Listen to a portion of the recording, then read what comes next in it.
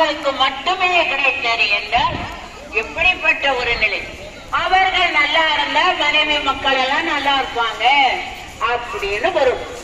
எனவே அந்த இடத்தில் யார் ஒருவர் இறைவனை கீழே இறங்கி சென்று முருகனை வழிபாடு செய்கிறாரோ அந்த கடல் மட்டத்தை விட கீழே நேரத்திலே இருக்கக்கூடியவன் கந்தன். அவனை வழிபாடு செய்தவர்களை எப்படி உயர்வாக ஏறி வருகிறோமோ அதோடு இந்த சனத்திலே நமது இறைவனை வழிபாடு செய்து